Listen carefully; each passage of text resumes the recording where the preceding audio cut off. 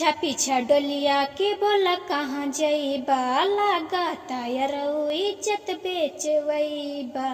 पीछा डोलिया के बोला कहाँ जईबा, लगाता यारऊ इज्जत बेचवईबा।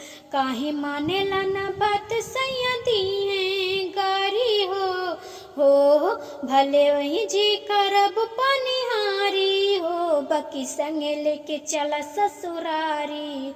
भले वही जे करब पनिहारी हो, संगे लेके चला ससुरारी।